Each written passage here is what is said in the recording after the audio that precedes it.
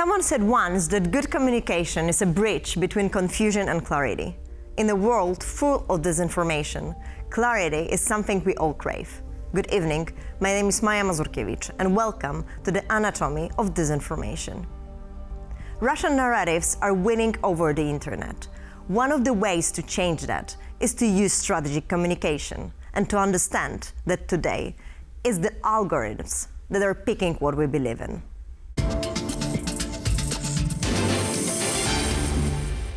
Can democratic institutions effectively balance freedom of speech with the need to counter harmful disinformation?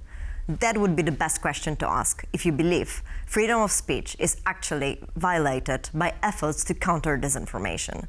That's one of the narratives we see online, but it's not true.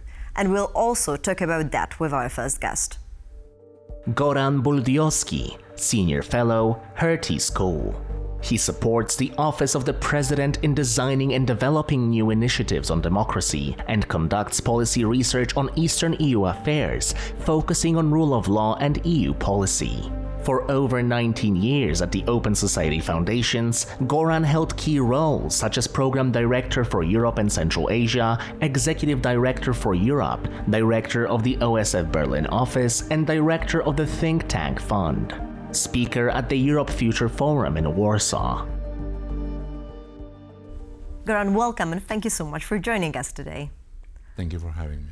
Well, today we are talking about strategic communication, but we are having a war in our information space. There is a battle of narratives, and who is winning now?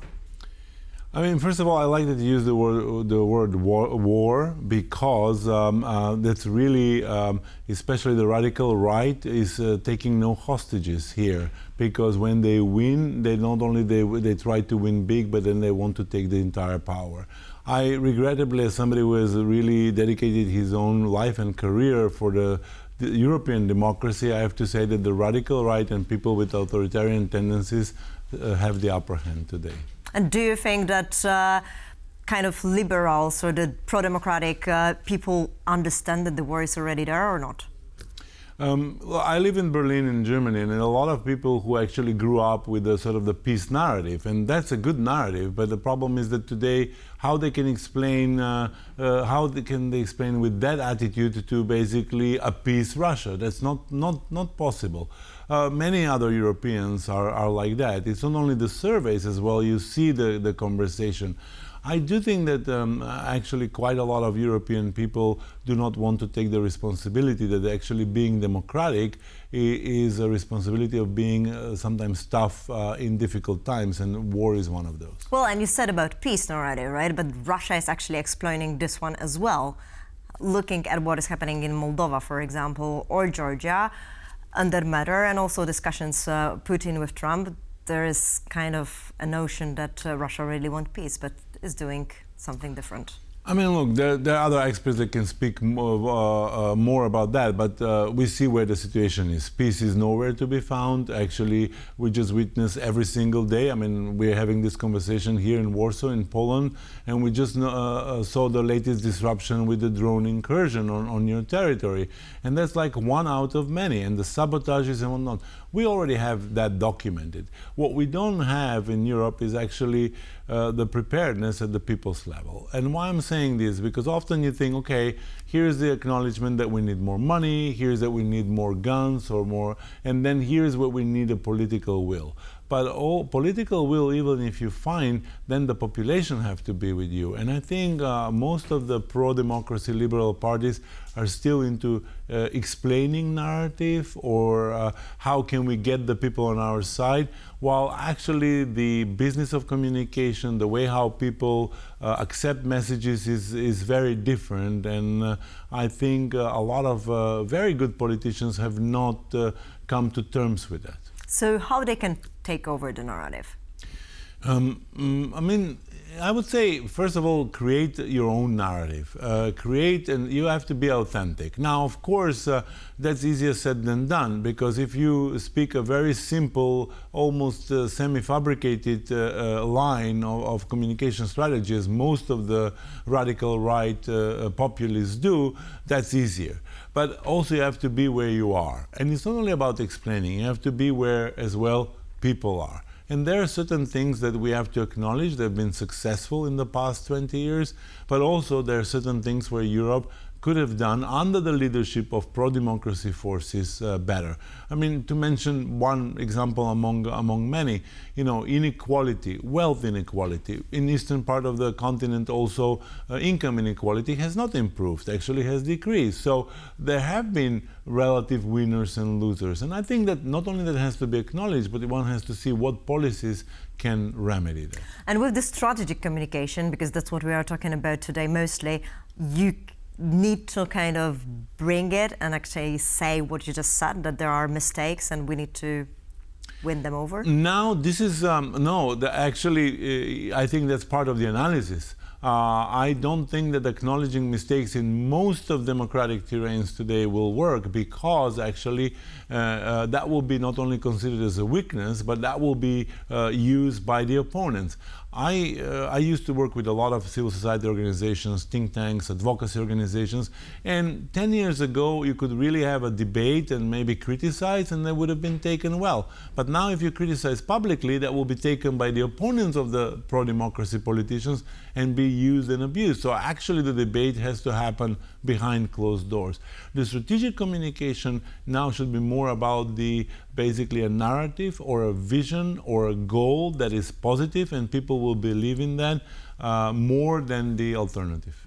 And you said about preparedness, and obviously strategic communication is part of it. What else is the resilience building or should be done to build the resilience? Resilience building should start where people are. And I think this we sort of underestimate.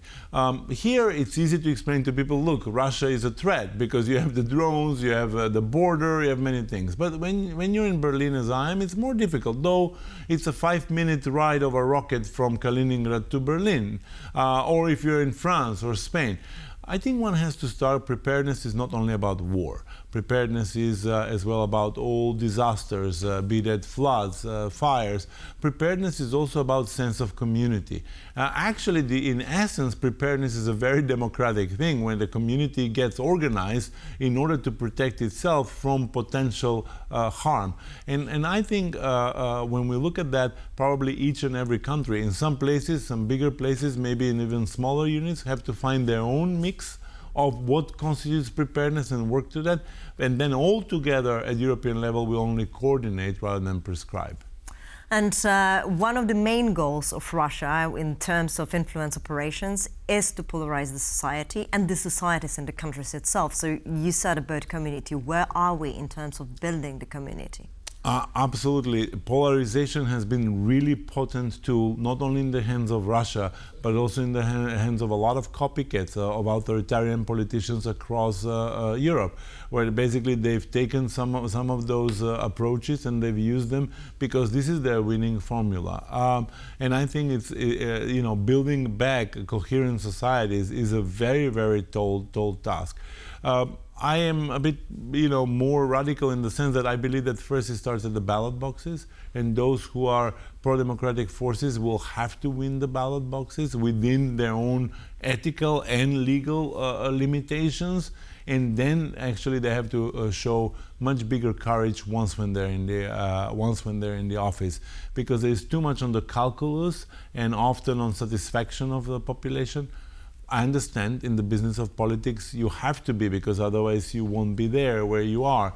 But at certain points in time, and I think we live in one of those calculuses should take a backstage, and then people have to act more for the benefit of the future generations rather than the next term.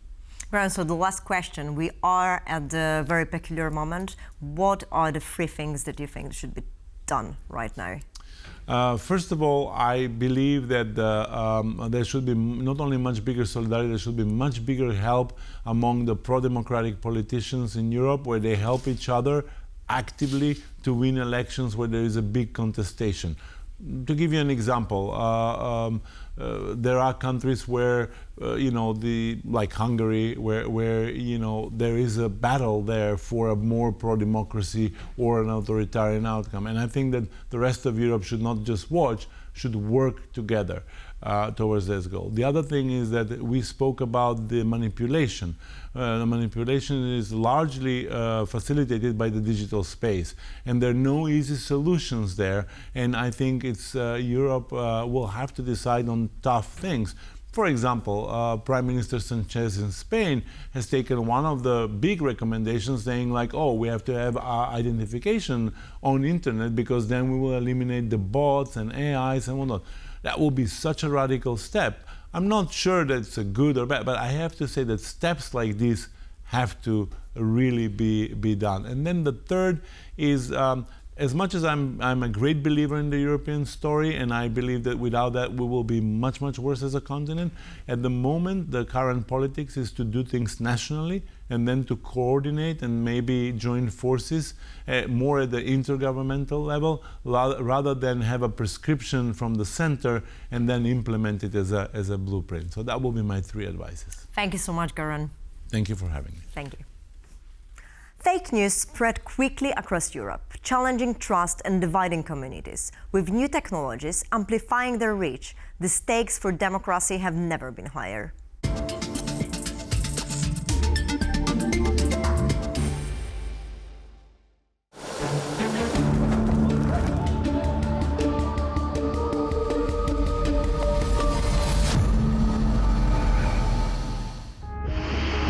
Europe is bracing for an age of overlapping crises.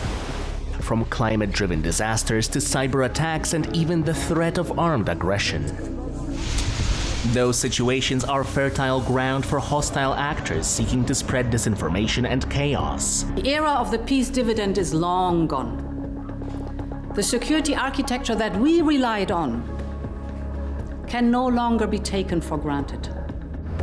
A new EU Preparedness Union strategy stresses one key element: communication. When it fails, lives are lost. When it works, it can be Europe's strongest defense. Spain learned this the hard way. In Valencia, catastrophic floods claimed more than 220 lives. Days of storm warnings from meteorologists were followed by delays and mixed messages from authorities. By the time regional alerts reached communities, muddy waters were already rising. A flood is a flood, but timely warnings can save lives. In Ukraine, communication has become a lifeline.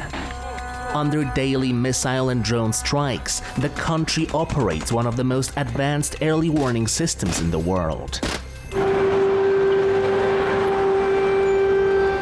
Through sirens, apps, and real-time alerts, citizens can sometimes receive hours of notice before an attack.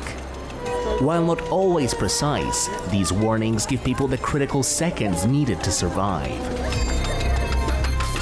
Crucially, Ukrainian officials also battle disinformation, countering Russian propaganda that seeks to spread confusion and undermine trust in alerts.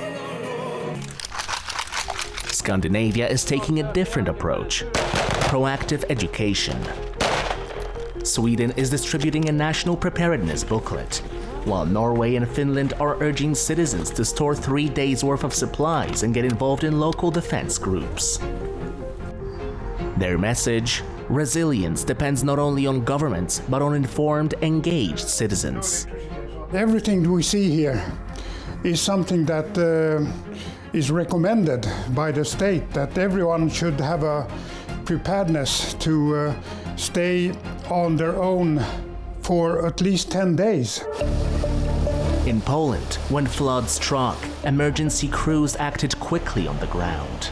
But online spaces were soon overwhelmed by waves of Russian-driven disinformation and panic narratives, which were quickly identified and debunked by government information services. From Valencia's tragic delays, to Ukraine's real-time alerts, to Scandinavia's focus on preparedness and countering disinformation, one lesson emerges. In an era where crises unfold both in the physical world and online, strategic communication is not just about early warnings. It's about building trust, cutting through misinformation, and ensuring that when danger strikes, people know how to respond. Shortly after the Russians tested NATO with drones in Polish airspace, Berlin experienced a blackout. Psychological operations and targeted communications are one of the key elements of hybrid war. Let's talk about that with our next guest. Andrzej Nosko, researcher and visiting lecturer, Matej Bell University. Central European energy policy and security expert. Co-executive director at PIL-Net. His interests include the political economy of security, energy transition, energy policy and security of EU countries and regional cooperation in Central Europe. Speaker at the Europe Future Forum in Warsaw. Andrzej, welcome and thank you so much for joining us today. Today we're mostly talking about strategic communication, but while going into it, I have a question about psychological aspect of disinformation because it's heavily used in different influence operations. Thank you for having me. It's a pleasure to be here. I think it's actually one of the most important questions that we have right now. The psychological aspects of disinformation campaigns influence how people perceive the world, what kind of choices they make, what kind of policies they are willing to accept, and what kind of choices they are willing to accept for the society and how the society is organized. And is it mostly about fear? What are the emotions that are being deployed there?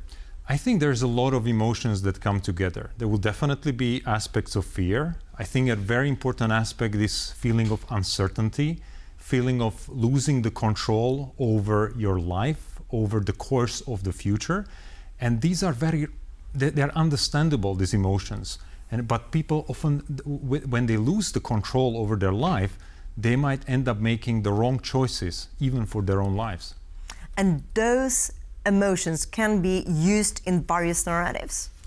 I think some of these emotions are explicitly being utilized and encouraged. So you would have certain narratives that are trying to play on those emotions and amplify them, so that people actually move away from rational evaluations of sort of judging what is the right thing for them and for their own interest, and then they would react. They would kind of short-circuit their assessment, their mental assessment, and they move away from rationality towards much more emotional aspects. And can you give the exact example of this? So, for example, in the European Union, we have an increasing movement of, which you could perceive it as a criticism to the environmental causes, Green Deal. The Green Deal is becoming sort of a scaremongering shortcut. And when you actually start talking to people, they don't fully understand what the Green Deal is. I mean, Green Deal is an umbrella term that combines a lot of policies that are supposed to move us towards having less carbon-intensive economy, but it includes even aspects like being able to repair your products, being able to upcycle and use the products much longer. But it is used as an umbrella term, and it's used to instill fear in people. And we've been seeing a lot of influence operations around it, specifically during the European elections, including various protests, and they've been in Poland as well, Bulgaria and Romania. I mean, protests are a natural thing, and it's very important to have protests. It's very important for people to have a voice in policy. The problem there becomes if some of these reactions are instilled for very particular political aims, whether that's by actors in the country or actors outside of the country. And it influences the ability of people to actually evaluate and choose the policies. So how can you have an opinion? You know, we are facing some of the very difficult policy choices. When you think about, in case of energy, we want to have energy which is affordable. We want to have energy which is environmentally sustainable. We also want, or at least our businesses also want to have energy which is profitable. And at the same time, we want to have energy which provides us with security in geopolitical terms. It's very difficult to juggle this. And then if on the top of this, you even don't know the facts, and you are being influenced to choose in one, the balancing of all these different interests becomes closely to impossible. But as you said, most of the people, they see protest and different narratives against the Green Deal. So how to counter this narrative, or how to reframe it, as you said? That's an excellent question. I think we need to be also honest. We need to also listen to people, what actually they are afraid of. So, it's easy to dismiss then that people are dumb or that they don't understand. I mean, these are very, very complex aspects. And I think it's important for us to figure out, to listen to people. What are they afraid of? And really listen to them, because it might be not necessarily about the energy policy. It might be about the social insecurity. They may really be struggling with energy poverty, and then they are afraid that they actually will not be able to afford the possibly increasing costs of energy. Well, and it seems that those that are using disinformation and influence operations around the Green Deal, they exactly know what people are afraid of. That's possible. I mean, it's also, when you think about it, the methodologies that are used are not different that are used in marketing by companies. I mean, we have seen in the long past, when fossil industry was actually actively spreading disinformation in the area of climate change, because they knew that it's against their business model. What were the exact operations? We had major oil companies who knew that actually their production and their business model is increasing the global warming. And then they created a set of networks to actually create research, which was fake research, to undermine the arguments and the arguments that would actually make it clear for people to understand that actually fossil energy is contributing to global warming. And it's the same that people needed to kind of take the active role. So a lot of people are sort of saying that it's on me to cut the use of the energy. Right, but this is another thing, with energy, it needs to be approached as a systematic aspect. So that's another way of deflecting, because you make it an individual choice. So rather than asking for a political solution, a policy solution on the country level, you would have a deflection that actually, you can make a difference by reusing a bag, or, you at least feel something because it empowers you. But the big risk is that it deflects the attention away from systemic aspects to trying to collect tops of the plastic bottle. And well, another issue of the energy is that, we are both coming from the countries from the region where there is a war. And one of the fear of people is that there will be cutouts of the energy. How you can respond towards this? So, you have people who are afraid of the cuts of energy coming from Russia. On the other hand, you have people who are afraid that if the energy is not supplied from Russia, talking about gas mainly, natural gas, that the cost of energy will skyrocket. So you really need to listen to them people and talk them through. So if we are going to stop imports, talking mainly about Slovakia, Hungary, how do you counter the narrative that you hear where actually say that if we stop importing natural gas from Russia, this will lead to skyrocketing of prices? People need to be walked through the logic and see actually the numbers, or at least then the solidarity on the European level to say that we understand that some countries are more vulnerable than others, and we will make sure that you are not left out. And then, if really the prices go out of hand, the rest of the European Union will step in, and the common market will provide that the cost of energy gets equalized to an acceptable level. Do you see that Europe is ready for such a narrative? I think it's a question of political will. Technically, I think it's possible, and I think we are able to do that. The question is, are we equally throughout Europe, are we willing to do that? Thank you so much, Andrzej, and that's a good question to stay with. Thank you for having me. Let's see how to engage with strategic communication and counter disinformation in an open society.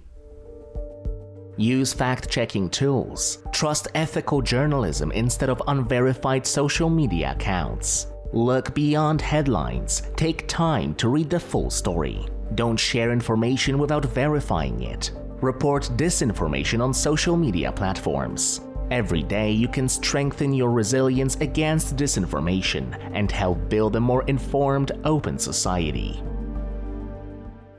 What we see, read, and listen to can shift our minds and perceptions. It can make us fear for our future or calm us down. And sometimes it's only on us to choose the best information diet. So next time you scroll on your phone, remember to keep calm and think deeply.